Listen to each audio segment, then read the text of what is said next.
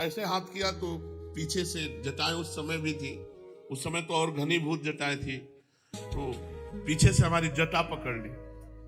ये सब जागृत में हो रहा था। 9 बजे थे शाम के।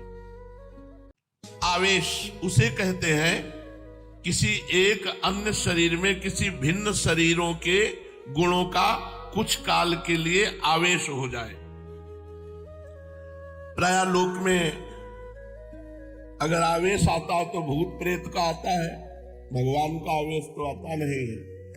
लोक में स्त्री पुरुषों के ऊपर आवेश आता है, भूत प्रेत यक्ष राक्षस देव दानवों के आवेश आते हैं, क्योंकि भगवान का आवेश आने के लिए बहुत विशाल पवित्र हृदय चाहिए।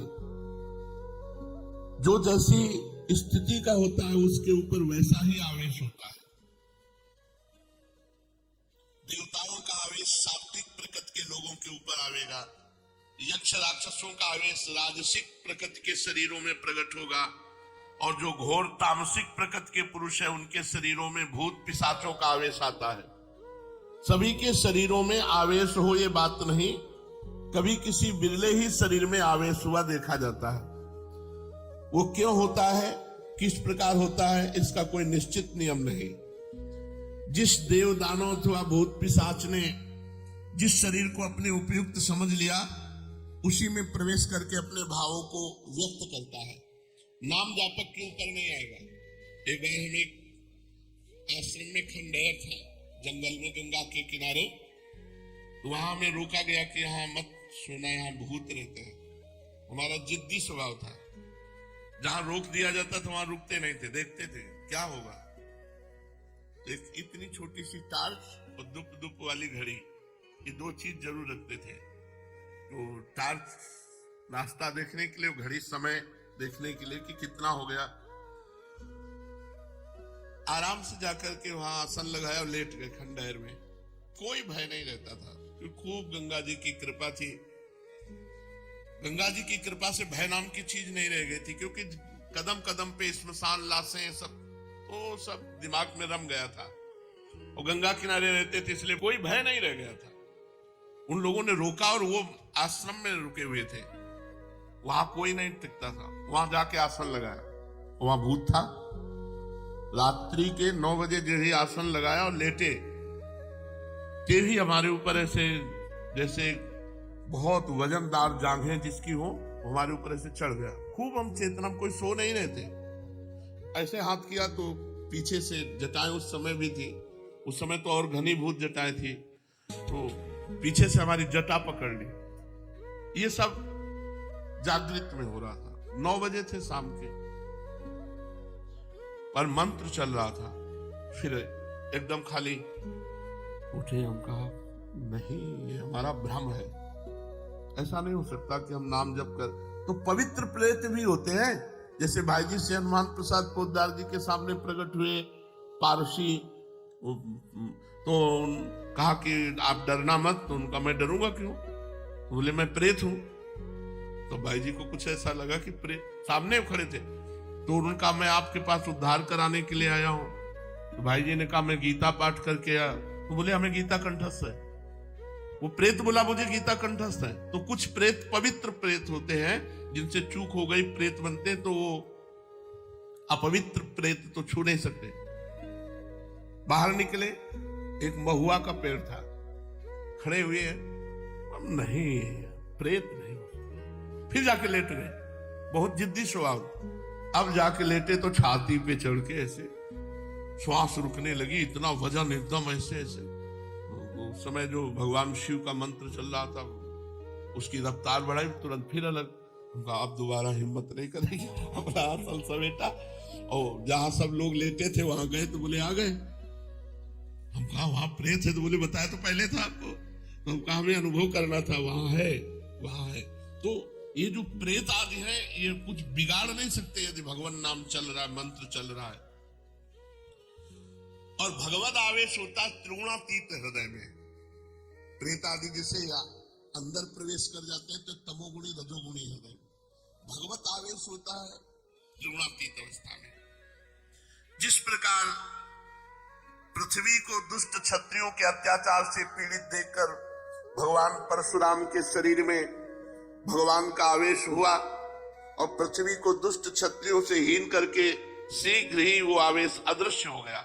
फिर परशुराम जी शुद्ध ऋषि बनकर आज तक भी महेंद्र पर्वत पर बैठकर तपस्या कर रहे हैं। इसी प्रकार आवेशावतार किसी विशेष कार्य की सिद्धि के निमित्त होता है, अधिक दिन तक ठहरता नहीं। द्रौपदी के चीर खींचने पर भगवान का चीरावतार भी हुआ। सरकार के नाम का, रूप का, गुण का गायन करो, श्रवण करो, मनन करो। सच्ची मान लीजिए, ये सब साधना की सार बात है। जिसको ये समझ में आ गई तो मानो माया से वो मुक्त हो गया। हर समय नाम जब चल रहा है, नाम कीर्तन, प्रियालाल की रूप लीला गुण माधुरी का वर्णन, श्रवण, सेवा, बस पूर्णता है। इसी में वो पूर्ण हो जाएगा, इसी में परिपक्व हो जाएगा, इसी में सिद्ध हो जाएगा। इधर उधर भटकने की जरूरत नहीं है। ये माया का मनहरण आकर्षण केवल प्रभु से विमुख करने के लिए है नहीं इसमें कुछ। बस इतना दिखावटीपना है कि हमें लगता है इसमें बड़ा सुख है, पर सुख नहीं है। दुखालयम अशाश्वतम नाशवान है, परिवर्तनशील है। ये हृदय में बैठालना पड़ेगा। जो हमारा मन हमको दगाबाजी के द्वारा हमें नष्ट कर रहा है कि इन भोगों में सुख है, गलत आचरणों से सुख भोगने की लालसा, नाना प्रकार के अधर्माचरण से सुख भोगने की लालसा, ये धोखेबाज दगाबाज मन हमारा दोस्त नहीं दुश्मन है। हमको इसको सुधारना होगा। ये हमारे बल से ही बलवान होकर हमारा पतन निश्चित करता है। इसलिए ये चाहे जितनी जलन हो, इसी को होती, तुम्हें नहीं होती। तुम्हें दृष्टा मात्र रहना है, साक्षी मात्र रहना है। इसकी जलन अपने में स्वीकार नहीं करनी, ये ठीक हो जाएगा। आप अगर साक्षी भाव से देखेंगे तो कभी कोई भी अनुकूलता, प्रतिकूलता, मान अपमान, निंदा, स्तुति आपको स्पर्श ही नहीं कर सकती। इसका प्रभाव अंतःकरण में होता है। वो अंतःकरण आप नहीं, आप अंतःकरण के दृष्टा हैं, उसके साक्षी हैं। पर मलिनता, अज्ञान का आवरण ऐसा है कि साक्षी भाव नहीं रह पाता और हम उसी में डूब जाते हैं। और तन्मयता पूर्वक मन में डूबने का मतलब है पतन, सम्मूढ़ता, स्मृति भ्रंशः, बुद्धिनाशो, बुद्धिनाशात् प्रणश्यति। इसलिए सखी, नाम रूप गुण गाओ।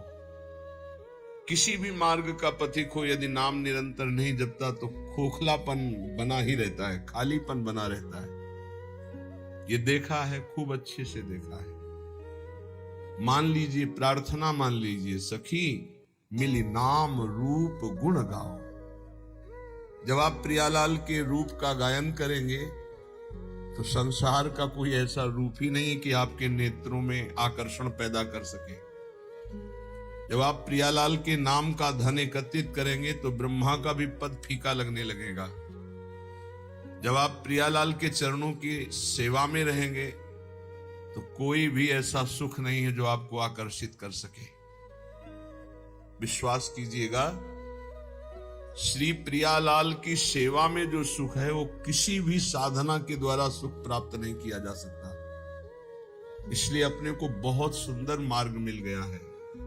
सखी मिली नाम रूप गुण गाओ, कलो संघो शक्ति। जब हम 10 लोग मिलकर के किसी भी कार्य का अनुष्ठान करते तो उसमें विशेष पावर जागृत होता है। फिर हम 100 लोग, फिर 1000 लोग, फिर लाख लोग, तो हम विश्व का कल्याण कर सकते हैं। एक महात्मा यदि सच्चाई से भजन करे तो योजनों भजन के प्रभाव से निष्पाप प्रवृत्ति पैदा कर सकता है। यदि वो संकल्प करे तो, ना करे तो स्वाभाविक उसका प्रभाव जो उस पर श्रद्धा करेगा वही प्राप्त कर पाएगा। फिर जहां हजारों लोग मिलकर नाम कीर्तन करें, हजारों लोग गुण कीर्तन करें, हजारों साधना करें, सातरति सातरति सा लोकाम तारयति। वो लोक के लोक पावन कर देता है। निर्वैर निरपेक्ष महात्मा जब नाम कीर्तन करता है तो जहां जहां आवाज जाती है सब निष्पाप करता चला जाता है। भगवान नाम सबको निष्पाप करता चला जाता है। इसलिए हे सखी, हम सब मिलकर के नाम जप करें, नाम कीर्तन करें, लीला गुण का गायन करें और सेवा करें। समाज की सेवा, परिवार की सेवा, श्री जी की सेवा, ये सब एक ही प्रभु की सेवा, ऐसा मानकर करें। हे सखी, ये गौर श्याम का रूप ऐसा है, ये बड़ा रसीला भी है, बड़ा नसीला भी है। मदा घूर्णन नेत्रम, ऐसा नशा चढ़ता है रूप की। प्रेम घूर्णित नेत्र, जैसे एक नशे में कोई हो, शरीर की शुद्ध नहीं, ऐसे ही आनंद की उन्मत्त दशा में शरीर की शुद्ध नहीं। छिन छिन रुदन करंत, छिन गावत आनंद भरी, छिन छिन हर हसंत, ये जो कृपा हरिवंश। ऐसा नशा है ये, एक बार चढ़ जाए तो जन्म जन्मांतर की बिगड़ी बन जाए। नाम जपने का नशा, लीला गायन का नशा, गुण श्रवण का नशा। महाराज पृथु भगवान से प्रार्थना करके कहते हैं, नाथ मुझे और कुछ नहीं चाहिए, मुझे 10,000 कान दे दो, जिससे मैं आपकी निरंतर लीला सुनते हुए कभी तृप्ति का अनुभव न करूं। कैसी लीला श्रवण में रुचि है, मुझे और कुछ नहीं चाहिए, बस आपकी चर्चा सुनते रहे, रात दिन आपकी चर्चा। गौर श्याम को रूप रसीलो, ये नयनन माहि बसाओ। कैसे नेत्रों में ये रूप प्रकाशित होगा? बोले सखी मिली नाम रूप गुण गाओ। प्रियालाल का नाम, उनकी रूप महिमा, गुण महिमा यदि गायन करोगे तो ये रूप कृपा करके नेत्रों में झलकने लगेगा। कुंज निकुंजन केली मनोहर श्रवणन माहि सुनाओ। ये जो श्रीमद चतुराशी जी के पद है ना, एक एक अक्षर में श्यामा श्याम विराजमान है। श्री सेवक जी महाराज कह रहे हैं, श्याम श्यामा प्रगट, प्रगट अक्षर निकट, प्रगट रस स्रवत अति मधुर बानी। सो जुबानी रसिक नित्य निस दिन रटत, कहत और सुनत रसरीति जानी। जैसे कोई आपको कहे, ये क्या रट रहे हो, जो जो प्यार करे सो मोहि भाई, इससे कुछ होगा? सेवक जी महाराज कहे, रटत कहत सुनत रसरीति जानी। प्रिया प्रीतम की एकांतिक नित्य विहार की रसरीति का बोध हो जाएगा केवल चतुराशी जी के रटन से, गायन से, श्रवण से। चिंतन का अधिकार तो चतुराशी जी प्रदान करेगी। चिंतन स्वाभाविक घसीटा जाता है, सामर्थ्य नहीं कि चिंतन कर सके। चिंतन तो स्वाभाविक घसीटा जाता है। एक बार पूज्य श्री गुरुदेव भगवान से प्रार्थना करी कि इस पद का क्या भाव है, ऐसा जानना चाहते हैं, तो उन्होंने कहा अर्थ नहीं पढ़ना, केवल गायन करो, समझ जाओगे। गुरु के वचनों पर विश्वास होना चाहिए, समझ जाओगे, समझ जाओगे। क्या चतुराशी जी स्वयं प्रकट होकर के अपना रहस्य प्रकाशित करती है। ये हरिवंश वाणी है, ये प्रियालाल मैं है, एक एक अक्षर प्रियालाल मैं है। कुंज निकुंजन केली मनोहर। पहले तो प्रभु के नाम रूप में रति होना बहुत कठिन है, पर प्रभु की लीला में प्रीति सुनने की होना ये तो और कठिन बात। प्रीति, जैसे अपने प्यारे की बात सुनने में कैसा, और बताओ वो क्या बोले थे, वो कैसे हैं, पूरा एकाग्रता पर। तो जब चर्चा, ये मेरे प्रिया जो की बात हो रही, मेरे लाल जो की बात हो रही, और मानो एक एक शब्द वो पान कर रहा है, ये प्रीति पूर्वक सुनना। इसी प्रीति पूर्वक सुनने में विकलता होती है। अपने प्रीतम के आनंद की उन्मत्तता में कभी नाचता है, कभी गाता है, कभी रोता है। वो दंभ से नहीं, स्वाभाविक स्थिति ऐसी होती है। इसलिए लीला ललित रसीली रसमय, रसना रस चसकाओ। हमारी जबान को ये आदत पड़ जाए, खाली गुनगुना रहे हैं, केवल गुनगुना रहे, इसी से आप बिल्कुल अनभिज्ञ। चतुराशी जी अपना प्रभाव बताते, बिल्कुल विश्वास कर लीजिए। पहली बात, कल्याण की फिक्र छोड़ दीजिए। जो रोज श्रीमद चतुरासी जी का गायन करता है वो 84 लाख योनियों में कभी नहीं जा सकता, कभी नहीं। ये हम नहीं, बहुत बड़े महापुरुष जो हमारी श्रीमद चतुरासी जी की फलस्तुति का गान कर रहे हैं। छूटी 84 भ्रमंते, 84 लाख योनियों की भ्रम, जो भ्रमण करने का, ये सब नष्ट हो जाएगा। 84 लाख योनियों में नहीं जा सकता जो नित्य 84 जी का पाठ करता है। कितना समय लगता है? अगर हम मध्यम स्वर में गायन करते हुए करें तो 1 घंटा, और धीमे स्वर में ले लें तो 1.25 घंटा, और अगर हम थोड़ा रफ्तार से करें तो 45 मिनट। 45 मिनट में चतुरासी जी हो जाए। 24 घंटे में 45 मिनट यदि श्रीमद चतुरासी जी को दे दिए तो 84 लाख योनियों में नहीं जाना होगा। वृंदावन की भूमि से आचार्य की फलस्तुति जो लिखी गई, तो भगवान अपनो परण विसार भगत को पूरो परण निभाऊं। अपनी बात काट सकते हैं लेकिन प्रेमी महापुरुषों की नहीं।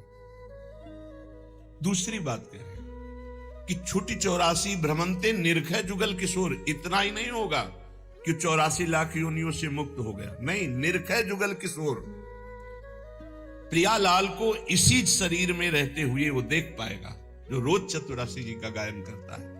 निर्खय जुगल किशोर भोर और रैन न जाने, ऐसी स्थिति आएगी कि दिन है कि रात है, सब भ्रम खत्म, रात दिन प्रियालाल में कालातीत स्थिति को प्राप्त हो जाएगा। जागृत स्वप्न सुषुप्ति स्फुरत में राधा पदाब्ज छटा, हर समय प्यारी जू के रूप में डूबा हुआ, तो उसको कब दिन कब रात इसका क्या पता चले। निशिद्योष जानत नाही सजनी, एक रस भीजी रहे, गोप गोपिन आदि दुर्लभ ते सुखई दिन प्रतिलय। मान लीजिए, बस मानने से आप जान जाएंगे। अगर गुरुदेव भगवान की बात ना मानते तो सत्य कहते हैं, ये बुद्धि का विषय नहीं कि हम तर्क के द्वारा इसे जान लेते हैं, कोई वेदांत नहीं है। वेद जिसे नेति नेति कहता है, ये वो महारस है जिसे नेति नेति वेद कहता है। वही रस यहां मूर्तिमान होकर खेल रहा है। उसी रस का स्वरूप रस समुद्र चतुरासी जी है। इतना अंतर्मुखता में डूबे रहते थे वो। आप जो अब स्वरूप देख रहे हैं, बिल्कुल 100 के 100% आप जो स्वरूप देख रहे हैं, ये नहीं था। अब भी किसी से वार्ता नहीं, शांत गम, पर वो जो स्वरूप हमारे समय में था, महाराज जी आंख खोल के देख ले तो बहुत बड़ी बात है। नित्य यमुना जी जाना, बस झुका के आना, श्री जी की सेवा, रसोई में जाना, भोग लगाना, सिक्की बंद, बाहर निकलो, चलो खत्म। बोलना चालना कोई सवाल ही नहीं। ऐसी अद्भुत स्थिति। पूछा है चतुरासी जी रोज गायन करते हो, कुछ पकड़ में आता है? तो महाराज जी आपसे सच्ची कहते हैं, बस आपकी आज्ञा से हम गायन करते हैं, हमें कोई रस या कोई लीला या कोई स्वरूप ऐसा कुछ। हाँ हाँ ठीक है, बस आप नियम से गायन करते हैं। गुरुदेव के श्री वचनों ने ही गायन में रति प्रदान करी और उसी के प्रभाव से ही, अन्यथा ये वो बातें नहीं है कि आप इसे तर्क के द्वारा जान से। विशेष श्रद्धा, बस गुरु वचनों पर आपको ऐसा करना है, बस हाँ करना है। हमको इससे लेना देना नहीं, इसका फल क्या है, इसकी स्थिति क्या है, कुछ नहीं। बस हमें चलना है, हमें आज्ञा पालन करना है, अपने आप प्रकाशित हो जाएगा। लीला ललित रसीली रस में रसना रस चस्काओ। गुरु कृपा ही केवल, गुरु कृपा ही केवल। बस शब्द पकड़ता जाए, ये आप समझ लीजिए बहुत बड़े वरदान की बात है। यदि हमारे नवनिवृत्त निकुंज विलासी वृंदावनाधीश्वर धीश्वरी के लीला गायन में और इनके नाम जप में, इनके आश्रय में आपकी थोड़ी रुचि हो गई तो बहुत बड़ी बात हो गई, बहुत बड़ी बात हो गई। पीछे श्री रूपलाल गोस्वामी का पद जो नित्य सत्संग सुनते हैं कि हे रसिक सुनो चित लाए रसरीति। बहुत जन्मों में पुण्य जब एकत्रित होते हैं तब कहीं जाकर उसकी साधना बनती है, फिर साधना रंग लाती है, तब उसके अंदर कहीं भगवान की भक्ति प्रारंभ होती है। अन्य अवतारों की भक्ति करते हुए तब उसे भगवान श्री कृष्ण द्वारिकाधीश, फिर उसमें मथुराधीश, फिर आकर ब्रज की भक्ति, फिर ब्रजवास, फिर वृंदावन की भक्ति, फिर वृंदावन के नवनिवृत्त निकुंज विलासी श्री श्यामा श्याम की अद्भुत रति। आखिरी देखो, अपने लोग पता नहीं क्या इस क्रम में है कि नहीं है, किस जन्म से लगे हुए कुछ पता नहीं, पर मेरी लाडली ने सीधे महामाधुर्य रस में खींच लिया। ये सर्वोपरि प्रेम रस है। ये तो अकाट्य है कि वृंदावन प्रेम धाम है, ये भी अकाट्य है कि इस लीला का सब कोई अधिकारी नहीं है, इस लीला का सब कोई अधिकारी नहीं है। तो हम जो सब हैं, हम अधिकारी नहीं हैं, हमको घसीटा गया है। अधिकार देने के लिए उन्होंने अपना बनाया है, इसलिए हम चौड़ी छाती करके कहते हैं कि हम तो अनाधिकारी हैं, पर वो हमें अपने रस को देने के लिए जब तैयार होकर घसीट लिया, तो फिर क्या हमें अपना अधिकार क्या देखना। प्रार्थना है यहां एक, आप जैसा सोचोगे वैसा बन जाओगे, जैसा बनना वैसा सोचिए। एक बार जिसे हमारी स्वामिनी ने स्वीकार कर लिया, कभी उसका पतन नहीं हुआ, कभी उसका नाश नहीं हुआ, कभी उसको छोड़ा नहीं। महिमा क्या सुनी? नहीं, हम तो ऐसे हैं। तुम अपने अंतःकरण को लेकर बात करते हो, श्री जी को लेकर बात करो। तुम अपने स्वभाव की बात करते हो, श्री जी के स्वभाव की बात करो। तुम अपने प्रभाव की बात करते हो, यहां श्री जी के प्रभाव की बात करो। हम श्री जी के शरणागत हैं, कल्याण मोक्ष। अभी आगे सुनना श्रीपाद प्रबोधानंद जी क्या कहते हैं। अगर आपको हमारा यह वीडियो पसंद है तो कृपया वीडियो को लाइक करें, शेयर करें, कमेंट करें और हमारी चैनल को अवश्य सब्सक्राइब करें। जय श्री कृष्णा, राधे राधे।